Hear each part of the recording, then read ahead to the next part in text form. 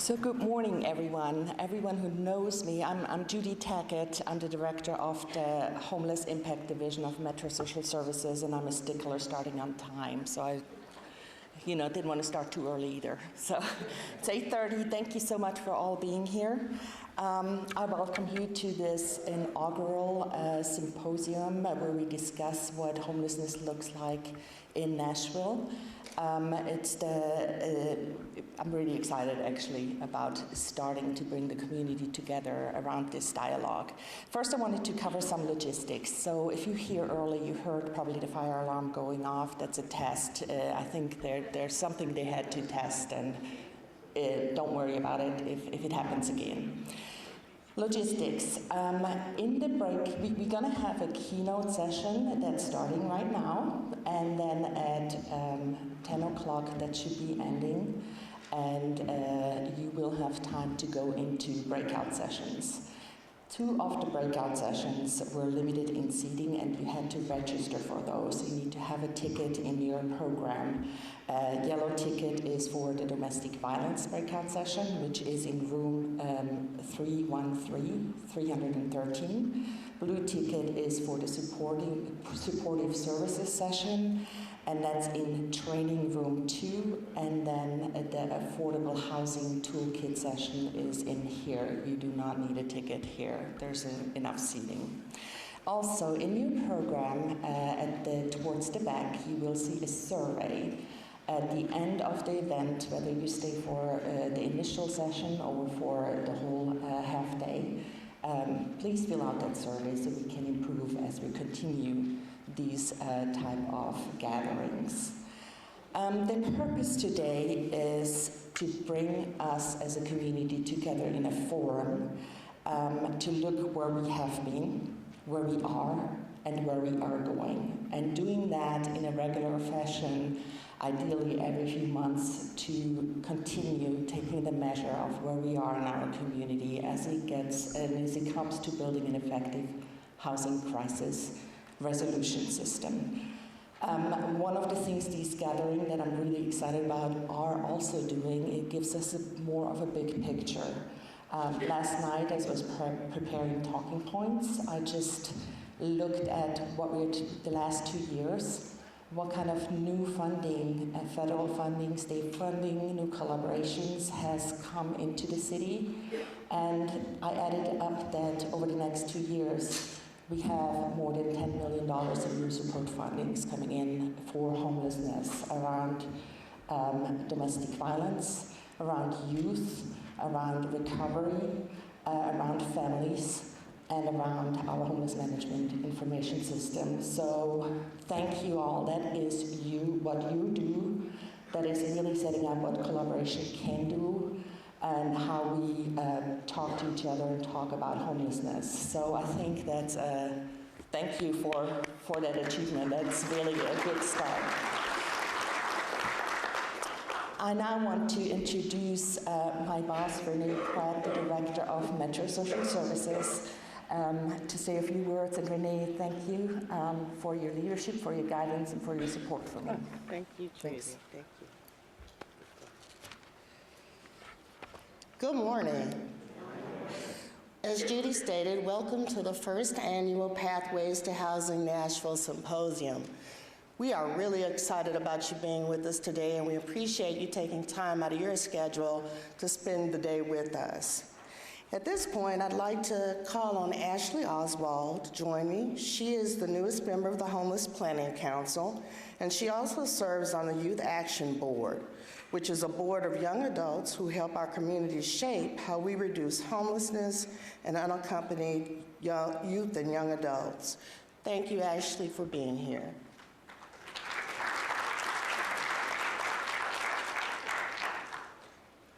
Good morning. I would like to welcome you on behalf of the Homelessness Planning Council. I am proud to help our community move the needle on homelessness, and I'm happy to be actively engaged in the fight on youth homelessness. If we really want to end homelessness, we need to start with young people. The Nashville community and the Homelessness Planning Council have created a space for our Youth Action Board to be heard. We now have 8 members, and we take our work very seriously to help improve the lives of young people who are not stably housed yet. But now I would like to introduce to you Mayor David Briley.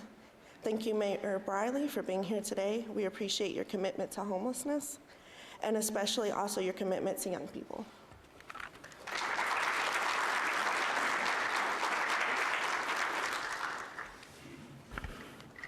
Ashley looked familiar to me.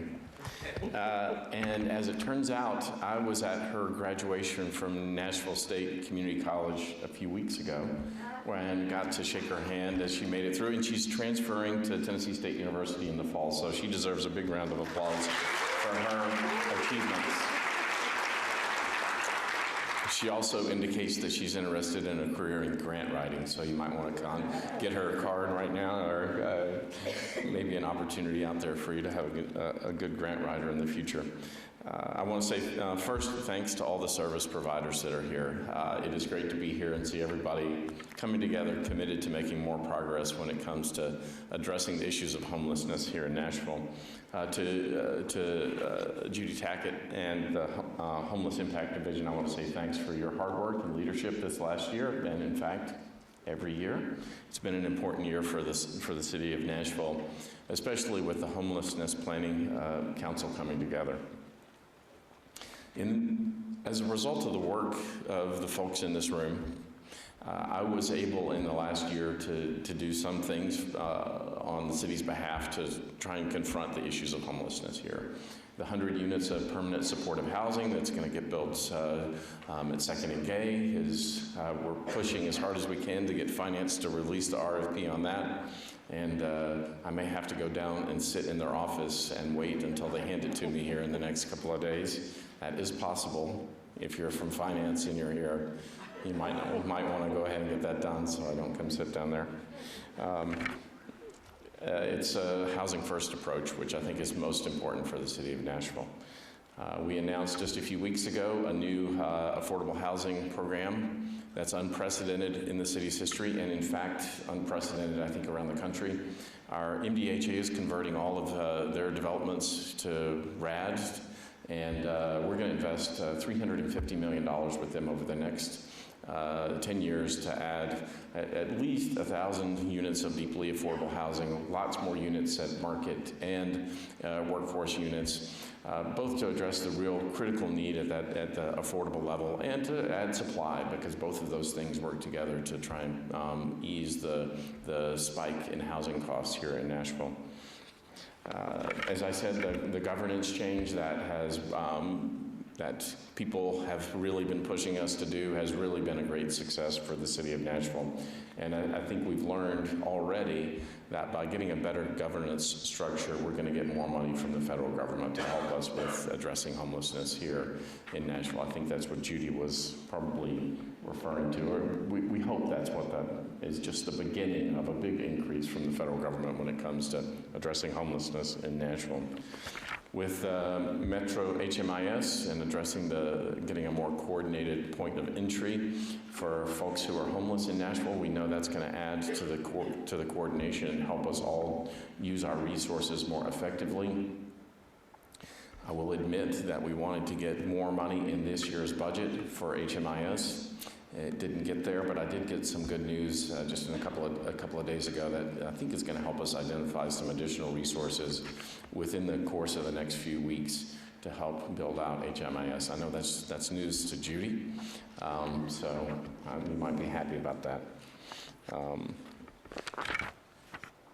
Last summer, we got a $3.5 million grant from the federal government to help focus on youth homelessness, and that's a good step forward for us as well. I'd like to thank Oasis Center for their leadership in that, because that has really been helpful to us. Was that an applause for Oasis? I think it was. I don't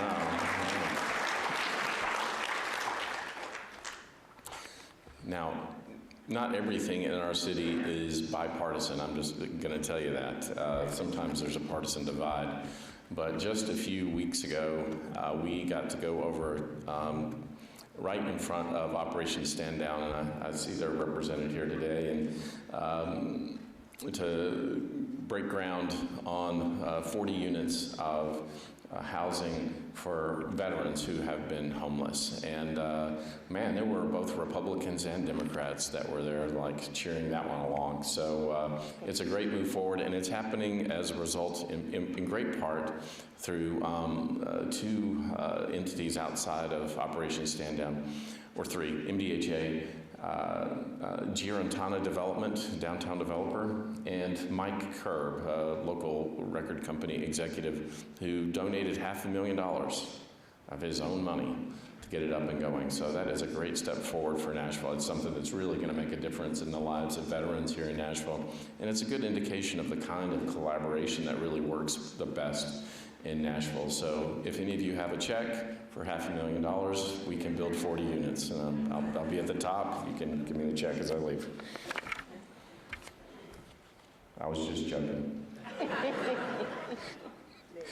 So this year's point in time count was down 14%.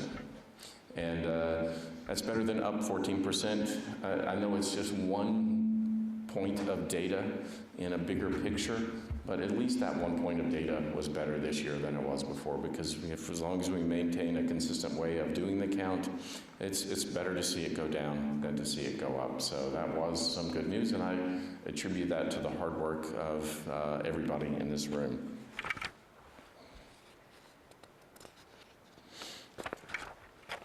So housing in a growing city, housing affordability, homelessness is always going to be a challenge.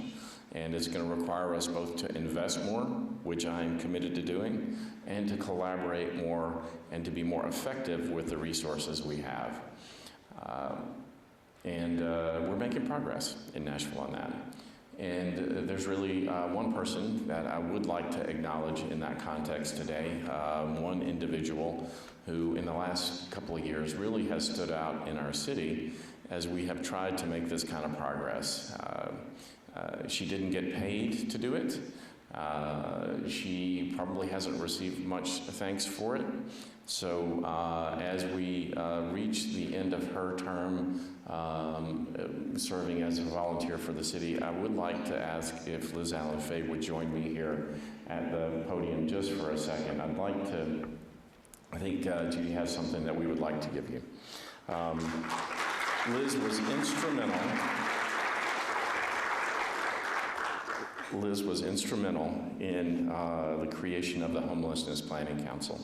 And I think when we look back in 5 and 10 and 20 years, we will see its creation as being a turning point, a moment where the city really started to get more collaborative and cooperative and to get more resources into the hands of the homeless and to the agencies that help them. So on behalf of all of the residents of metropolitan Nashville and Davidson County, I want to say thank you to Liz Allen Faye.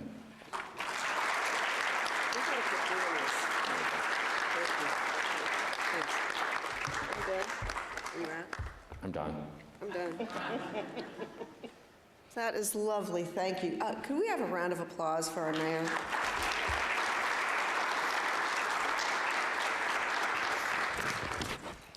I don't know about you, but I'm very glad he's sitting in that seat today as an advocate for homelessness and for housing.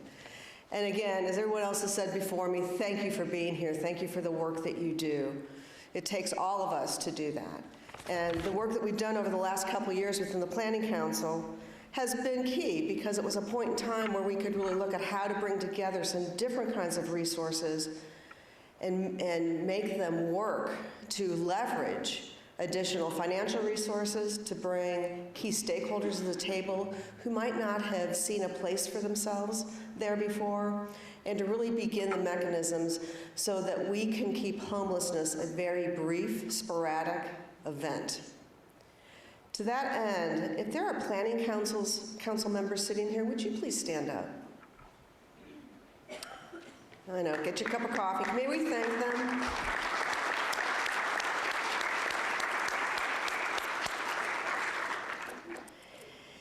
And how many members in the audience are members of the Continuum of Care?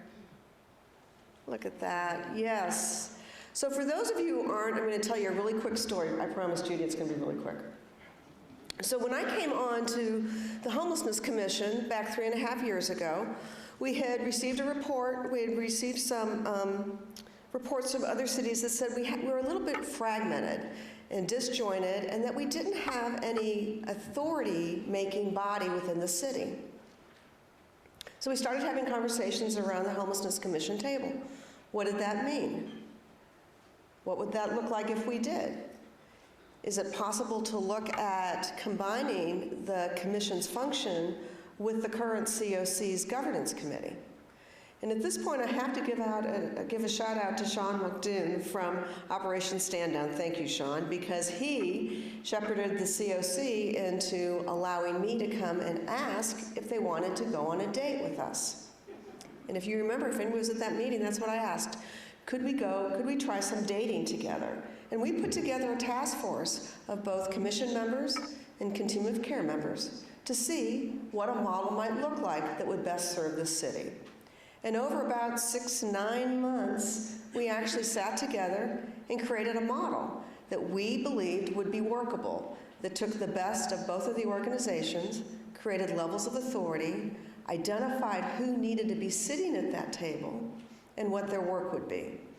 And so last summer, when the council actually, because of all the processes that happened within the city, disbanded the current ordinance of the commission, adopted a new ordinance for the planning council, and this body was born. It was a quiet day for many people, but for some of us it was a big day, because it began the mechanism that we could use to really, again, leverage the resources we need, bring people together in truly a collective impact process to make the changes we need. So you can tell I'm proud. This award is lovely. I mean, this acknowledgement is lovely. It's a little bittersweet. I look forward to seeing the work of the council in the future. I'm not going away. I still live here. You can access me, but very proud of it. And Judy will talk about, at the end of today, we have engaged in a strategic planning process. Now, I'm a big believer, if you don't have focus and you don't have goals, I don't know how you're going to get to where you want to get to.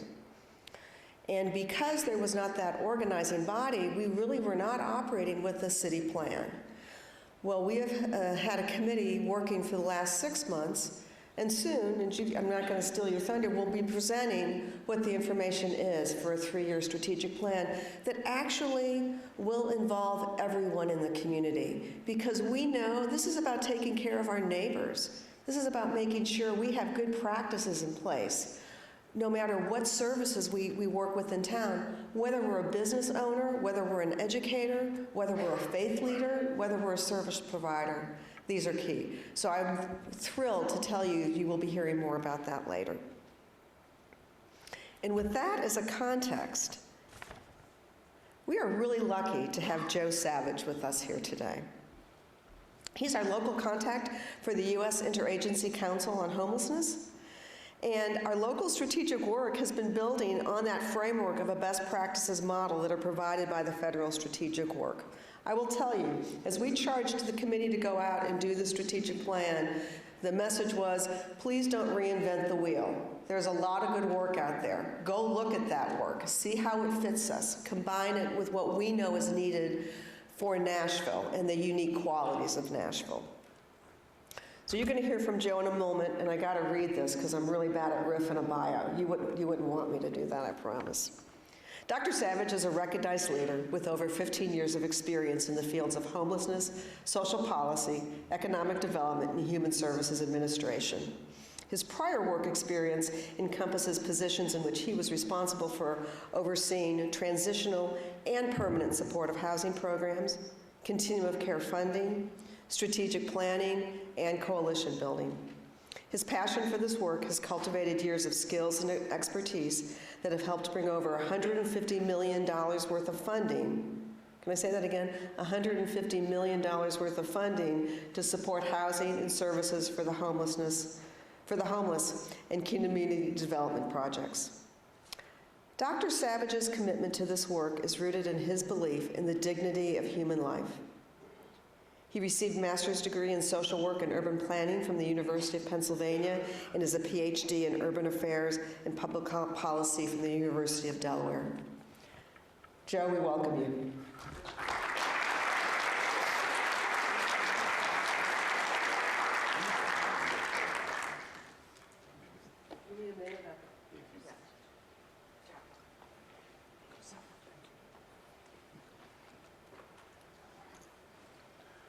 Good morning, everyone. We just need to have some tech folks help us load my presentation onto the computer here. Good morning again. As introduced, I'm Joe Savage. I am a regional coordinator with the U.S. Interagency Council on Homelessness. And Judith, I thank you for having me come this morning to be here with you all again. This actually isn't my first time to Nashville. I have been here several times in the past working with Judith and all the folks at the COC. So I'm certainly excited to be here with you all again. And not only am I excited to be here with you all because I enjoy coming to Nashville, I'm excited because this is my last trip in June. I have been traveling since June 3rd, and this is my last trip. And I realized something this morning when I was on my way back to my hotel room from breakfast. I got on the elevator and I couldn't remember which floor I was on. So I'm running on fumes. And so hopefully we will get through this presentation today and you will get some very good information that will assist you in what you're doing in your COC and then also the work that you're doing as individual providers. So what I want to talk to you this morning about is the new federal strategic plan called Home Together. How many people have heard of Home Together? Oh, and let me back up. How many people have heard of USICH? Okay, good. That's good. All right, great. So Home Together is our revised federal strategic plan.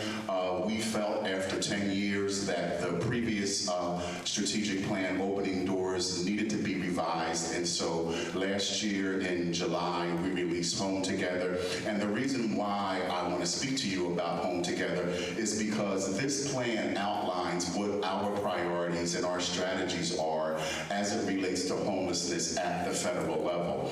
And it's important for you as a community of stakeholders to understand what our priorities are and what the strategies are that we're implementing at the federal level, because it's going to impact the work that you do at the local level, particularly as it relates to funding. And a perfect example of this, and I'm going to talk more about it towards the end of the presentation, one of our priorities at the federal level is addressing racial disparities in homelessness.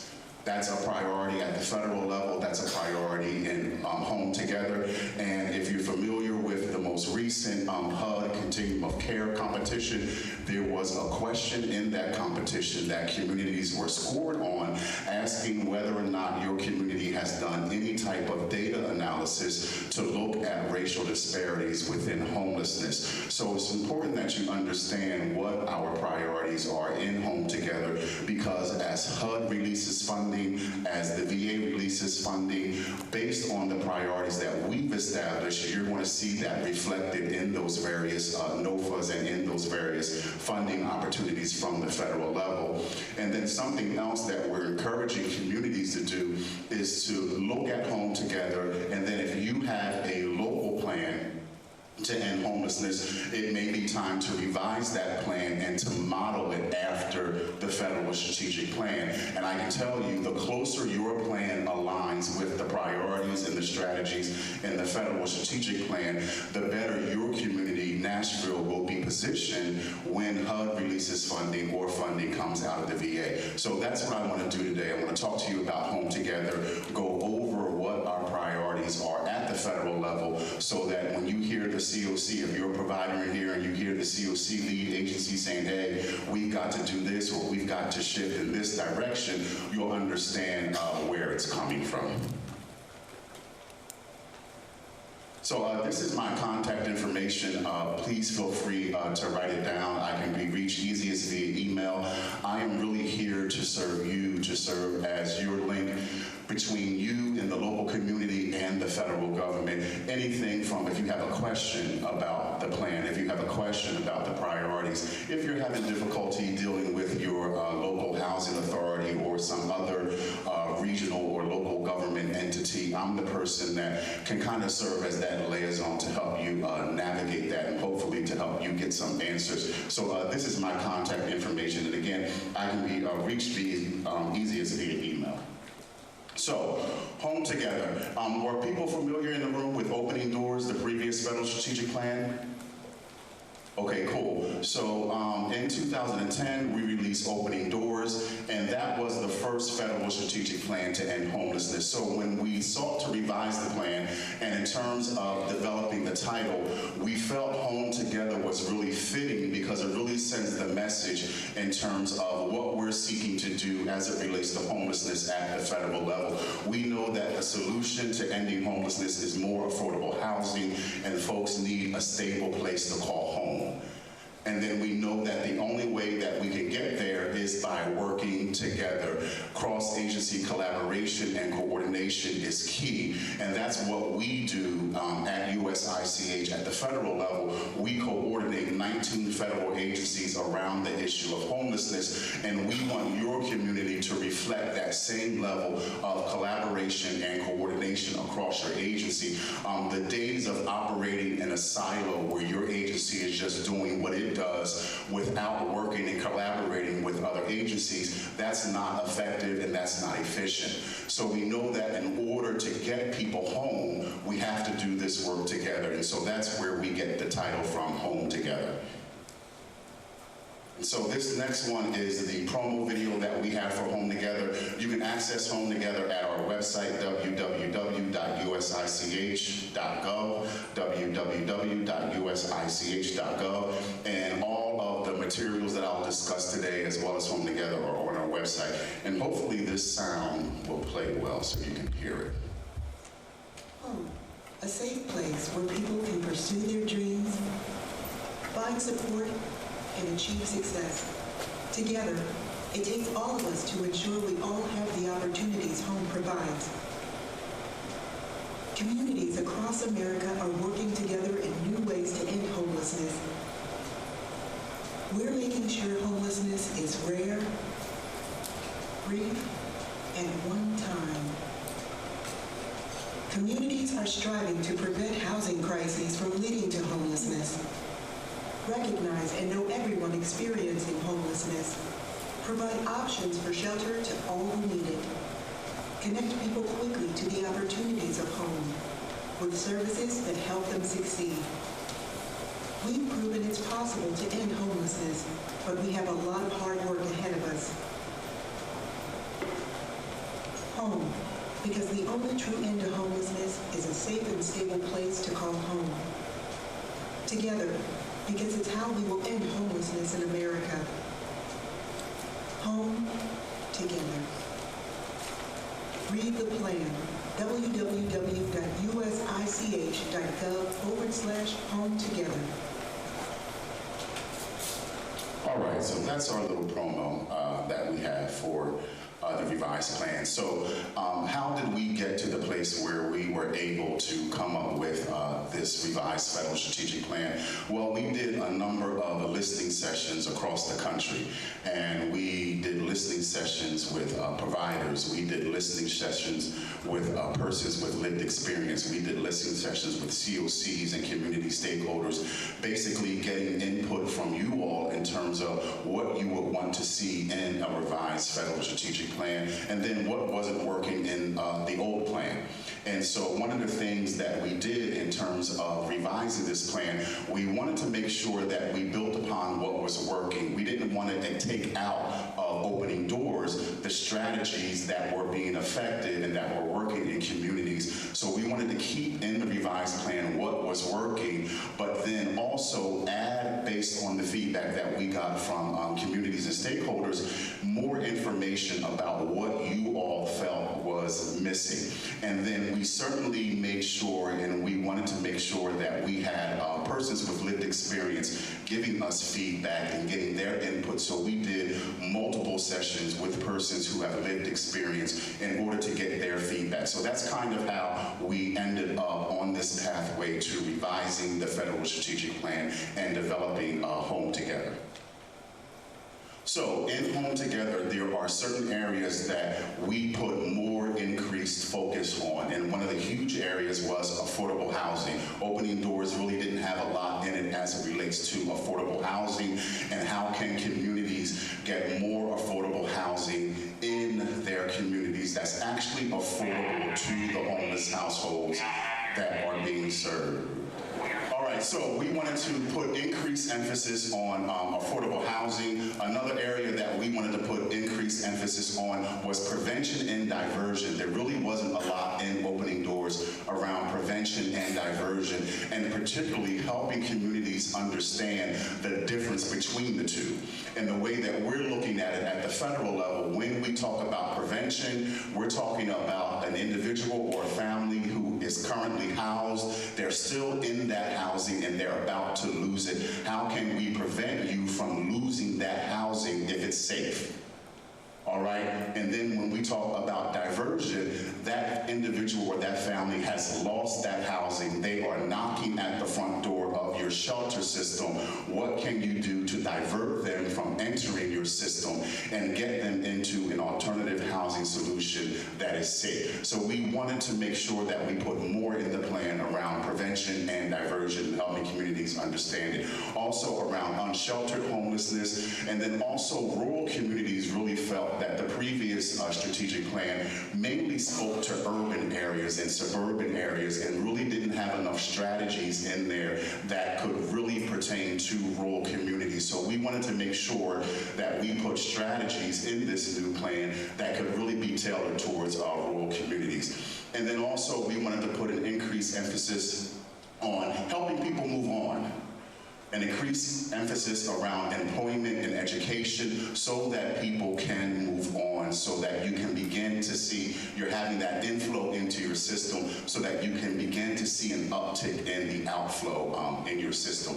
And then finally, as I mentioned previously, we really wanted to get the input from people with lived experience on this plan in terms of listening to them and finding out what they felt worked, what they felt didn't work, and to really put increased emphasis on those strategies that worked in the revised plan.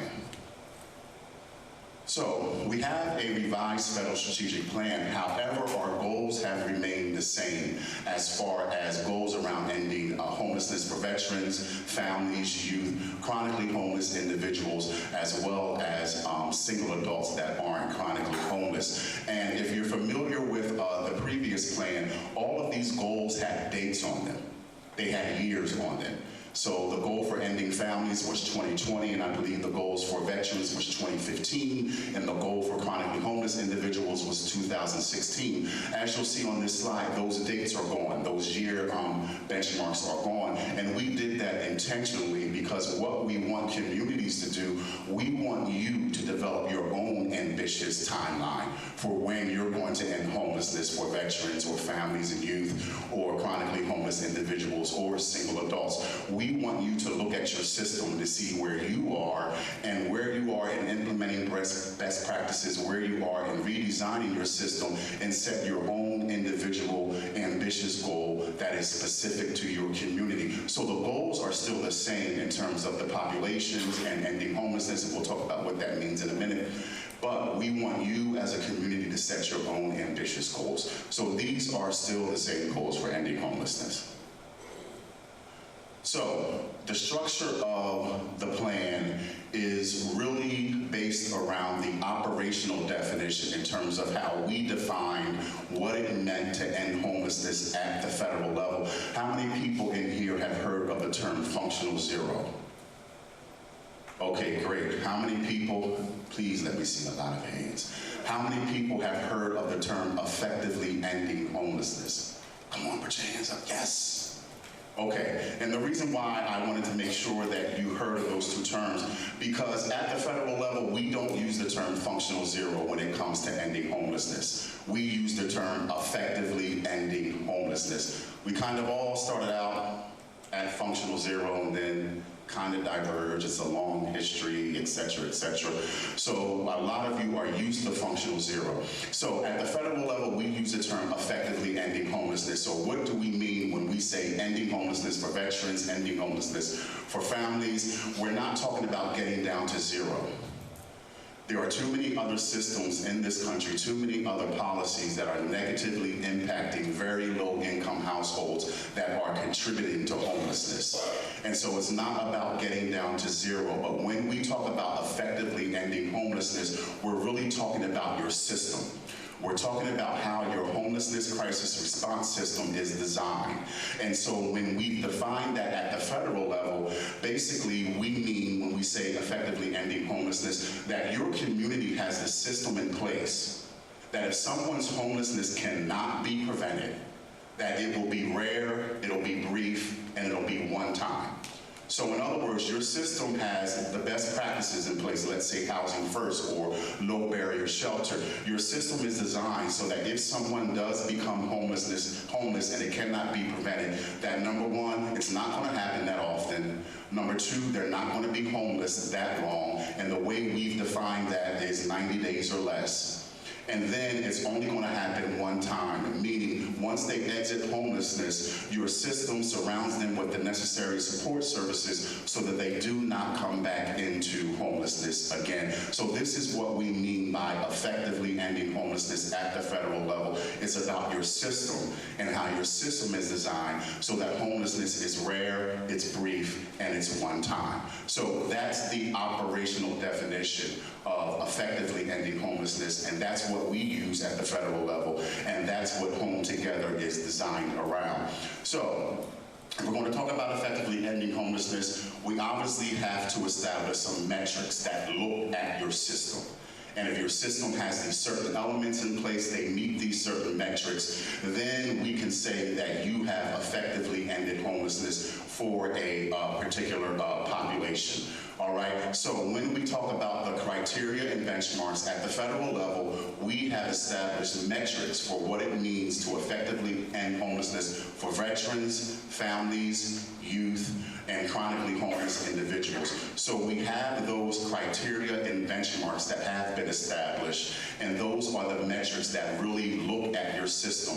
And when we talk about the criteria and benchmarks, they work together in that the criteria look at your system to see if certain elements are in place, if certain best practices are in place. And one of those is housing first. Are people getting immediate access to a permanent housing solution? They're not being put in transitional housing until they're being housing ready, but transitional housing is only being used for certain types of individuals or families. Another thing that looks at your system in the criteria is whether or not you have access, immediate access to some form of low barrier shelter or temporary housing. And what do we mean by low barrier shelter or low barrier temporary housing? It's not contingent upon that individual being clean and sober. Or in some communities, they might say, well, you're a couple, and if you want to come into the emergency shelter, you got to show us your marriage license. That's not low barrier.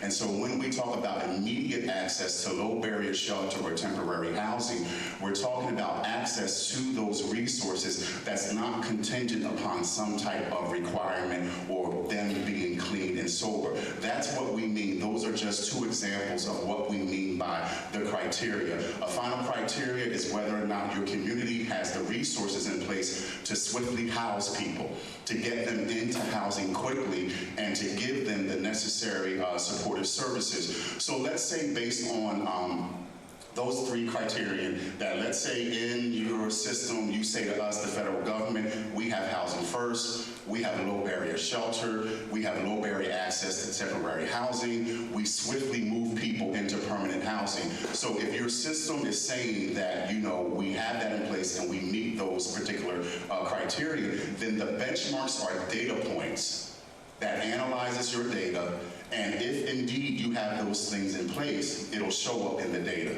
So for example, if you're saying you do swiftly exit people out of homelessness and into permanent housing, benchmark B in the criterion benchmarks for veterans is going to have you calculate the average length of time from identification to permanent housing, and that average length of time has to be 90 days or less.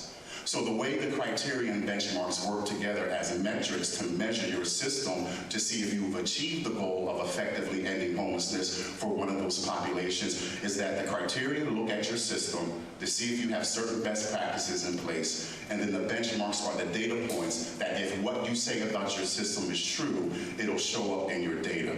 So what we decided to do in revising the federal strategic plan was really structure it around this operational definition of what it means to end homelessness, and then the criteria and benchmarks. So what you'll see in what I'm about to present, you're going to see those terms rare, brief, and one time. And the way we structured the plan has 8 overall objectives. And then each of those objectives have a number of strategies. For the purposes of today, we can't go into the strategies because that's really when it gets into the weeds, and that would take at least 2 or 3 hours to get through the strategies. But what I want to do today is go over the high-level objectives. So just keep that in mind, that for each objective that I'm going to be talking about, if you go and read the plan, you will see the numerous strategies that are under each of those objectives. And then also, as a planning body, as a COC, as I'm showing you this plan, start to think about the plan that you have in place and begin to ask yourself, how can we align our plan or revise our plan so that it models after Home Together, the federal strategic plan. All right, so we're going to start with that first term in the definition, rare, and we're going to start with objective 1.1. And again, there are a number of strategies under this objective, and if you do read the strategies, it'll talk about what we're going to do at the federal level to support you all in helping to implement and to achieve these particular objectives. So under RARE, objective 1.1, collaboratively build lasting systems that end homelessness. The purpose of this objective really focuses on what I was talking about earlier, the necessary collaboration and coordination that is needed at the local level in order to really get to system redesign so that you're ending homelessness. So this entails cross-agency collaboration and coordination. This involves data sharing, and that's something that we're working on at the federal level to give you the necessary tools and resources so that you can share data better across systems. We're talking with the Department of Education so that it's easier for the COC to share data with the school district, and then also at the local level with whether it's your local Department of Human Services, etc., and really sharing data, your local Department of Child Welfare, and being able to do the type of cross-system collaboration and data sharing that really drives and develops an effective system. So all of the strategies under Objective 1.1 really talk about the collaboration and the coordination that's captured in the word together in the title of the Federal Strategic Plan. All right, still under RARE, Objective 1.2, increase capacity and strengthen practices to prevent housing crises and homelessness. So objective 1.2, this is the objective where the strategies are going to focus on prevention and diversion. And as I mentioned before, there wasn't a lot regarding prevention and diversion in the previous federal strategic plan. So we really wanted to dedicate a specific section to prevention and diversion strategies. And so that's objective 1.2, really assisting communities with the tools and the resources, helping you to understand what available funding there is and will be coming as it relates to being able to provide prevention and diversion services. Is anybody in here working with the SSVF program for veterans? You might be familiar with, it came out as a pilot, but now it's been fully released. That's really helping you focus those dollars on doing some things around diversion. That's a perfect example of how when we develop a priority at the federal level, we're then going to use funding and programs so that you can implement that at the local level. So that's objective 1.2, focusing on prevention and diversion. And so these two objectives really ensure that homelessness is rare. All right, and so now we're moving to that second key term in the definition of brief. And the first objective, objective 2.1 under brief, is identify and engage all people experiencing homelessness as quickly as possible. Under this objective, this first objective relating to brief, this is where we're talking about the by name list. How many people have heard of the term by name list?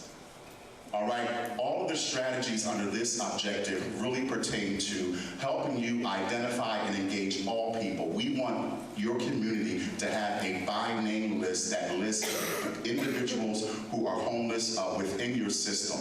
And so this objective and the strategies underneath it really focus on outreach, tools and resources to help your community have better coordinated outreach so that you are identifying persons, and then as well as developing your by name list. And of course, your by name list requires that you share data. And another perfect example of this is communities who were seeking to effectively end homelessness for veterans were really having a hard time getting data from the VA out of the VA's home system.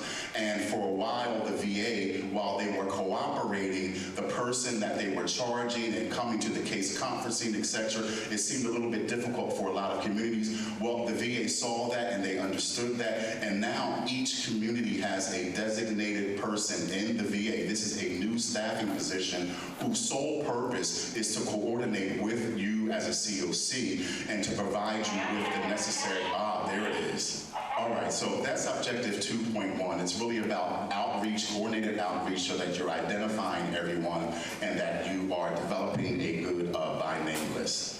All right, also under brief, objective 2.2, providing immediate access to low barrier shelter or some other form of temporary accommodations. I kind of talked about this earlier in terms of what we mean by low barrier shelter. We do understand that you may not get your entire system. You may not get everyone to buy into low barrier shelter. You may have a few holdouts, and that's perfectly fine as it relates to the criteria and benchmarks and whether or not you have the proper system. Our main concern at the federal level is whether or not you have sufficient capacity. So if you do say you have, let's say, 2 low barrier emergency shelter beds for veterans, but your homeless veteran unsheltered population is 25, you don't have enough capacity. So we do understand that your system may not be 100% low barrier as it relates to emergency shelter or some other temporary form of housing, but we do want you to have sufficient capacity. All right, also under brief, objective 2.3, how many people love your coordinated entry system? Isn't it wonderful? And it functions perfectly. And the day that you had to hit the go button for HUD, everything was fine and wonderful. Objective 2.3 is about your coordinated entry system and really giving you strategies, tools, and resources. And we're going to be giving you some additional tools and resources at the federal level so that you can really build a strong and robust coordinated entry system that's prioritizing people based on their level of vulnerability and then also connecting them to the most appropriate resources. So that's objective 2.3. That's really about the coordinated entry system. Objective 2.4, assist people to move swiftly into permanent housing with appropriate person-centered services. Objective 2.4 is really about true fidelity to housing first. When we use the term housing first, a lot of folks just think about, okay, getting someone immediately into permanent housing from out of homelessness, whether it's on the street or in emergency shelter. But true fidelity to housing first is, yes, that, getting them immediately into a permanent housing resource, but it's also giving them the necessary support services so that they remain stably housed. They have to have those support services so that they can remain in that housing. So objective 2.4 is really about true fidelity to what we mean when we say housing first. All right, so moving to the third of those key terms, which is one-time, objective 3.1, prevent returns to homelessness through connections to adequate services and opportunities. This is really about the strategies and the key practices that your system needs to have in place so that people are not returning into your system. And so that's what this particular objective relates to and the strategies that are associated with this objective. And then last, under the word sustain, that's not one of the key terms in the definition. The definition, again, is rare, brief, and one time. But when we talk about that operational definition of effectively ending homelessness, we really want your community to understand that once you get there and you get that confirmation from the federal government that you have effectively ended homelessness and you've met the criteria and benchmarks for a certain subpopulation, we want you to sustain that.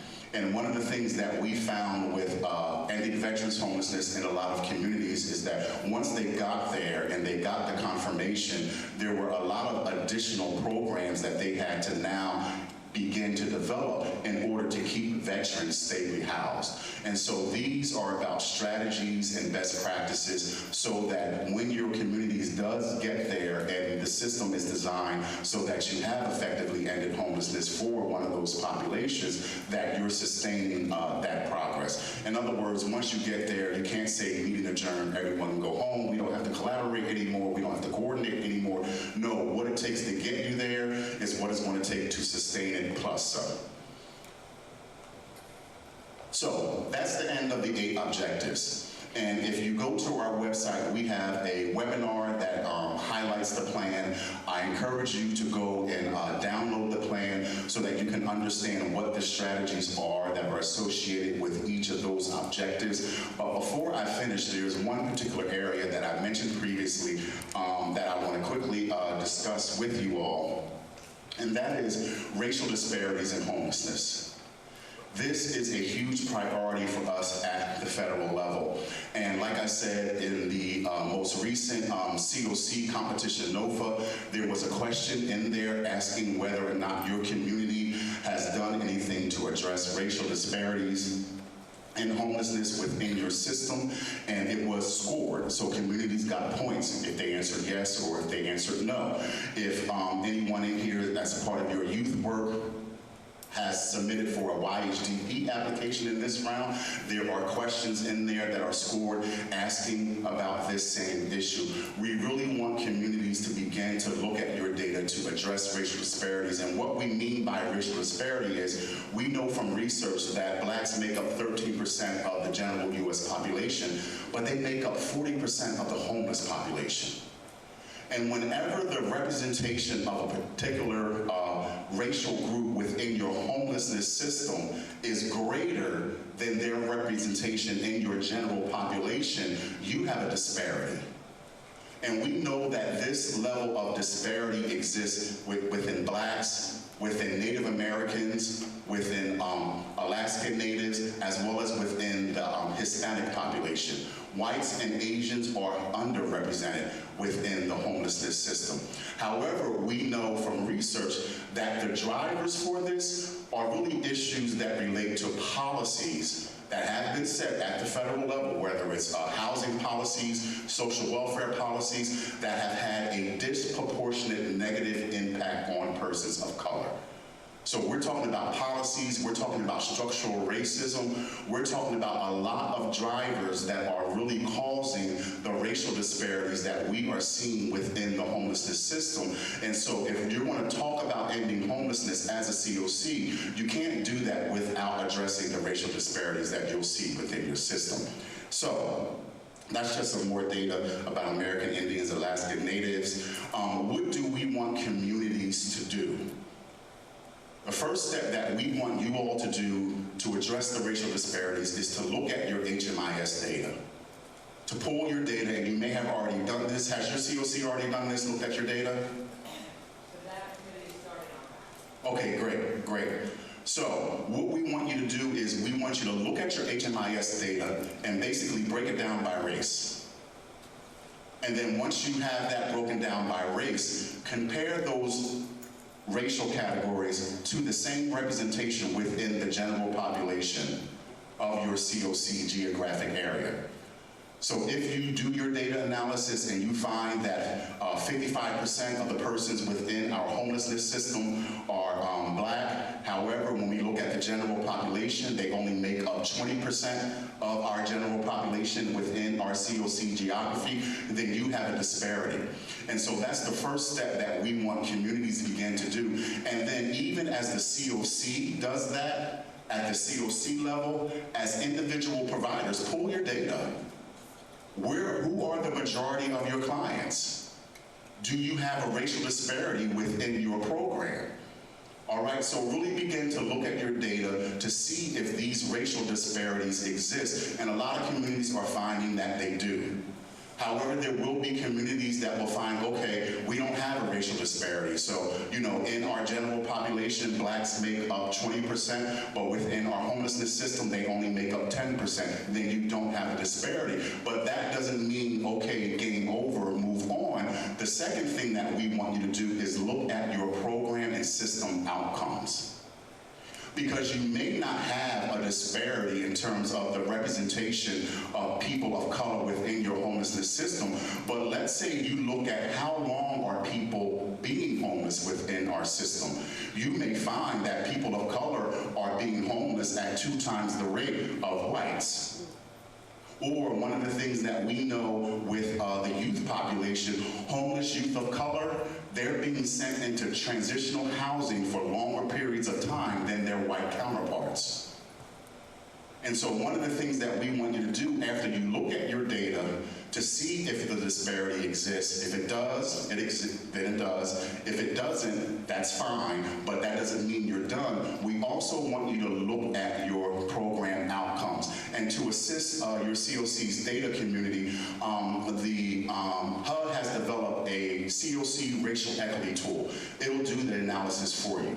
Download the tool, it's a spreadsheet, and it will do the analysis in terms of breaking down your HMIS data by race and then comparing that to the general population, and it will help you determine whether or not you have racial disparities within your homelessness system.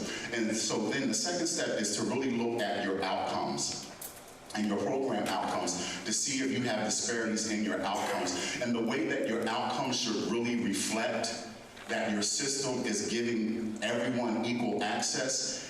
If 20% of your population is in your homelessness system is Native American, then they should be accessing permanent housing resources at that same level. You have a disparity in your outcomes if you have a 20% representation of Native Americans in your homelessness system, but only 2% in terms of who's accessing permanent housing is Native American. You got to begin to ask yourself the question, why is that?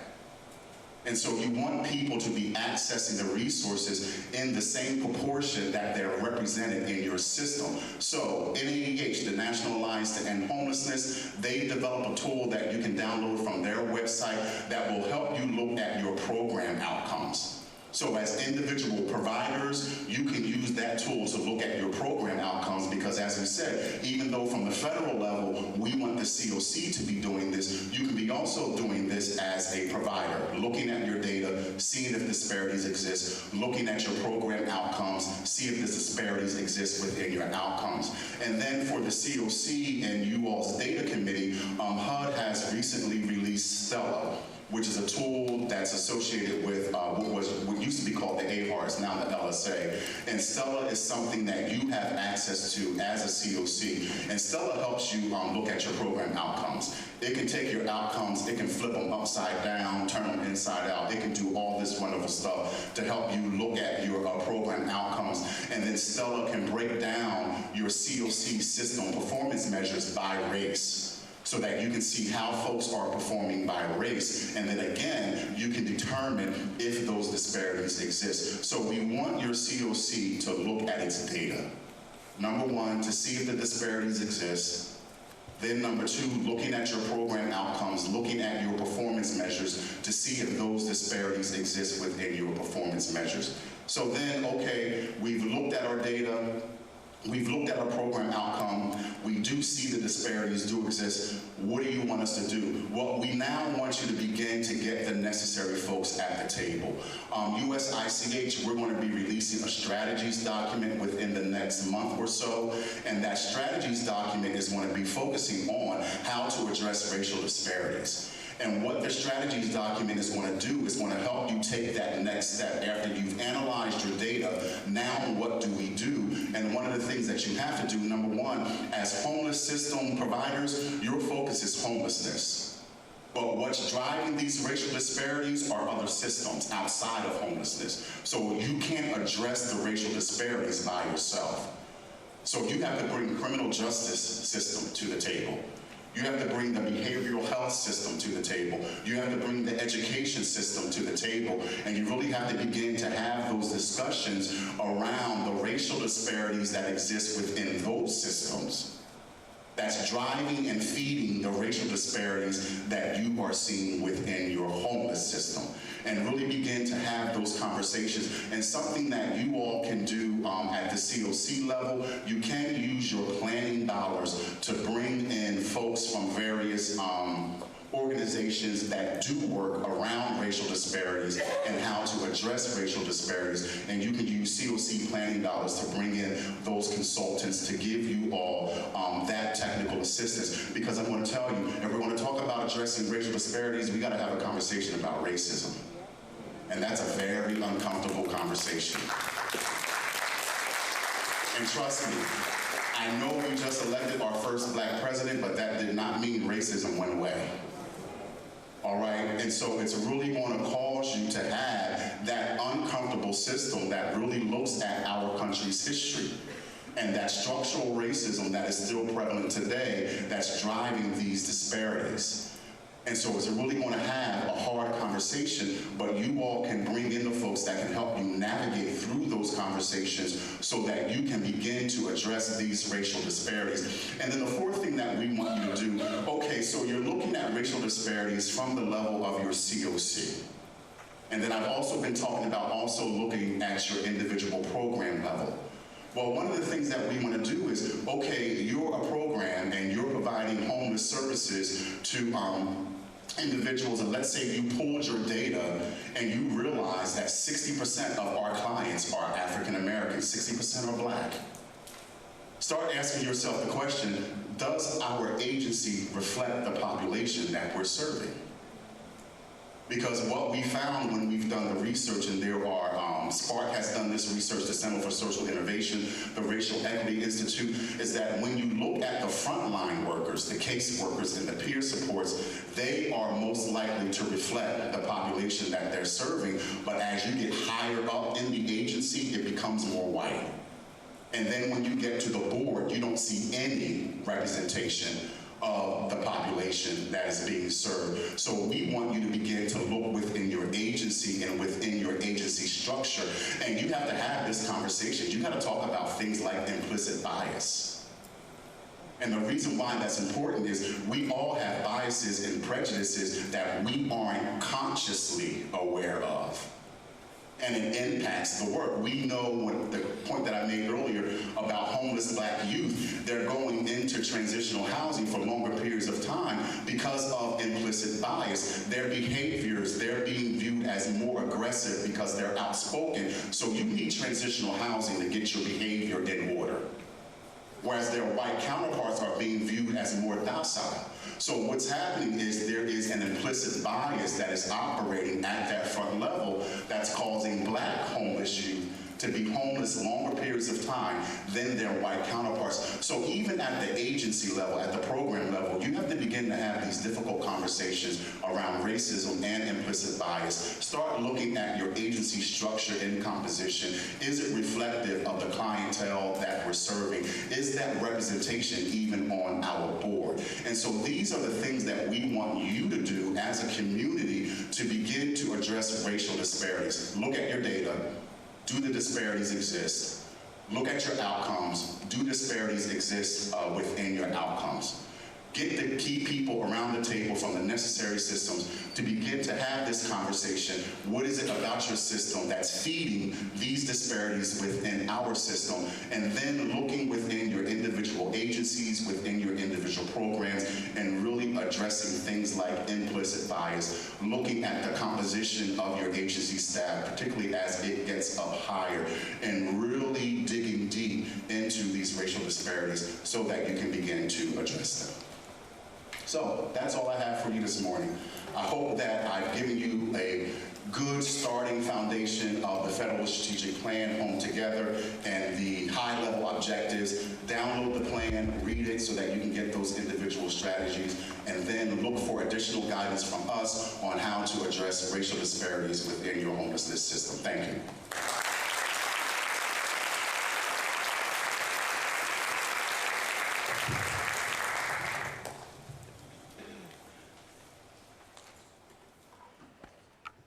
So thank you so much, Joe, for being here.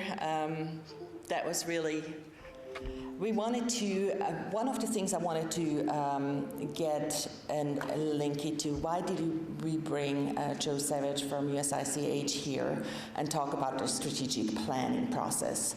And the reason is because we are in the process of creating our local strategic plan, and it's the Homelessness Planning Council that has engaged a committee, put together a community committee to start drafting that. The local strategic community plan will set a path for the next 3 years. It has looked at the federal Home Together plan. It will be reviewed regularly. We are really focusing as a community on where are we? And basically the question is for us, how do we implement some of the things that Joe has talked about? How do we implement strategies that create this system? You've heard actually, Joe, at the federal level, they talk a lot about the homeless crisis response system. Here locally, we use the term housing crisis resolution system. We want to have what ends homelessness in that system's building. What ends homelessness, it's housing, but it's not housing alone. It's also that system that helps people access the right housing and link them to the right support services that they need to be moving on, transitioning out of homelessness, and also retaining their housing long term. So our strategic plan, I'm going to want to give you kind of a little bit of a glimpse. We are in the end stage with that committee to draft the plan. A final draft will be presented to the Homelessness Planning Council in July. The overarching goals of the local plan is one, to optimize all resources. What does that mean? It really means that we really need to take a look of what we have here in Nashville. What do we have in housing opportunities for people that are extremely vulnerable, for people that are in need of access housing? What do we have in support services, and where do we have that? Two, the second goal is improve data collection and use. I'm really happy of the last part, that you added the last part of your conversation. It really talks about, and the way you talked about how we actually need to dig deeper. It's not, homeless management information system is not just about collecting data. It is about data sharing, and it is then about looking at that data to see what it really tells us so that we can take the right approaches to help people more efficiently. It is about breaking down the barriers that we have in this system. It is about improving the way we collaborate together. I think we've had a really good start with conversations that have been happening in the last 2 years to really focus on that. If you've heard me talk endlessly, if you have been around me, about the importance of improving our homeless management information system and creating it in a way that we can actually share data. We just completed a survey with, hopefully a lot of you have participated in that, and some interviews that really show this community is ready to talk about how we need to create and form the homeless management information system so we can actually do more data sharing in a safe, secure manner. For the ones that don't know, in November we changed in our community the HMS lead, so the Homeless Impact Division we are recently have taken on the system. I am lobbying hard, and we're working hard to actually get more resources behind it, because the way it's resourced right now is not what we need. It's not sufficient of what we need to create that full picture and allow us to move forward. It is, so the second goal of improving data collection and use is about accountability. How are we doing it? Where do we need to invest? The third big goal is enhance and expand formal collaboration. Over the past few years, we have really seen what we can do and how we can actually move forward quickly when we collaborate in our community. Right now, it's really time that we build that foundation, and that's where formalized collaboration comes from. It's like, so we understand what we are doing, what each of us is doing, and how we collaborate and do it in a sustainable way. It should move away from the old times where we had silos, and once in a while we went to meet with somebody for coffee, came up with something. We really need to know how we make this sustainable and how we collaborate in that way. The fourth goal in that plan is going to be to develop a commitment through engagement. Today is one of those examples where we wanted to create a forum where we come together as a community. A lot of you know each other because you serve on different committees together, you serve on different projects together, but we have not created yet until now this forum where we all can actually come together, learn from each other, and look at more of the bigger picture of what's happening in Nashville and what the outcomes are. Last year alone, and I'm going to go into that outcomes, last year alone, some of the highlights are we were awarded a youth homelessness demonstration program grant of $3.5 million. That's a 2-year grant. And this is based on how we have shown, we unified our governance structure around homelessness and how we have shown to the federal government what collaboration can do, and that we are focused on that collaboration and sustainability. At the same time, we also were able to increase our continuum of care funds by close to 10%. And point-in-time numbers have decreased. We need more data to actually dig deeper where the decrease happened, why it happened, and also that's a snapshot data piece. We need annual numbers. We need to have a fuller picture. The timeline for the strategic plan is, as I said, the final draft is going to be presented to the Homelessness Planning Council in July. Then there will be some activation discussion on that plan. How are we going to implement it? One of the things I want to stress, the goal of this plan is to set priorities, to build that foundation that we need. It's not going to be, if you're going to look for, here's the solution and how we're going to move forward in Nashville to solve homelessness, that's not going to be in there. It is about really going, what do we have, how do we use it, how do we need to use it, how do we collaborate, and how do we evaluate this collaboration that we have going on.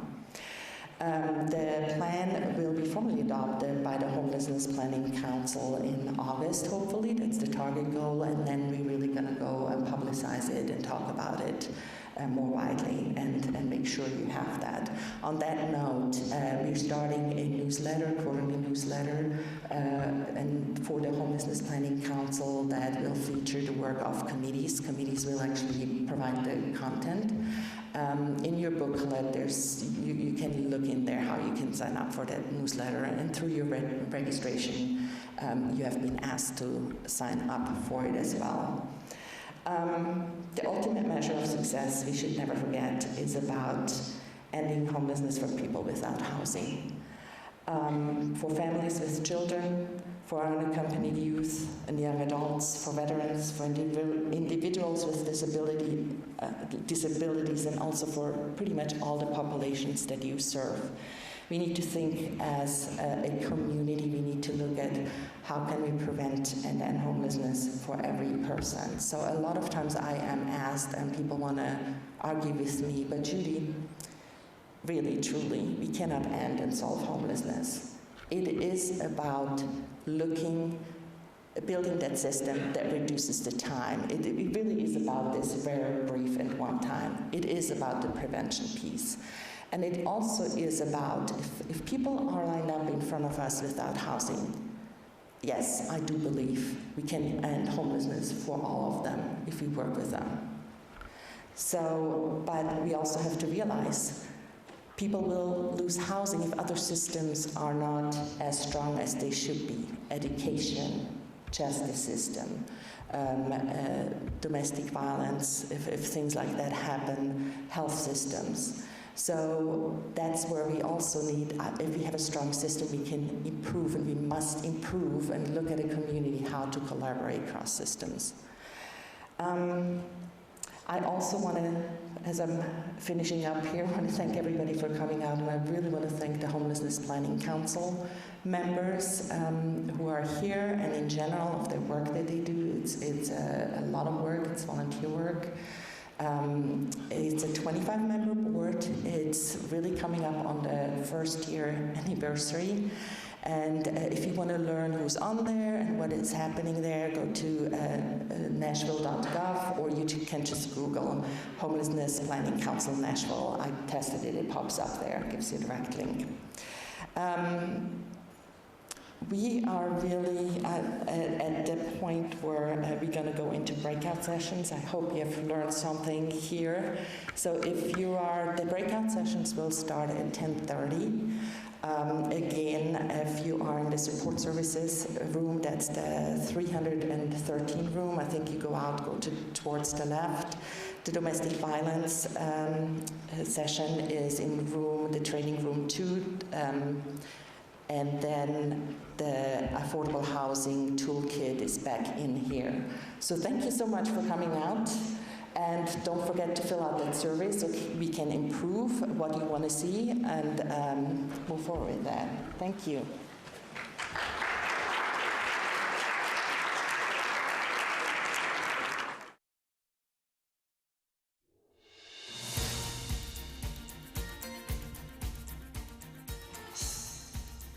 This has been a service of the Metro Nashville Network. If you would like to see this presentation again, or for more information about this and other programs, visit nashville.gov.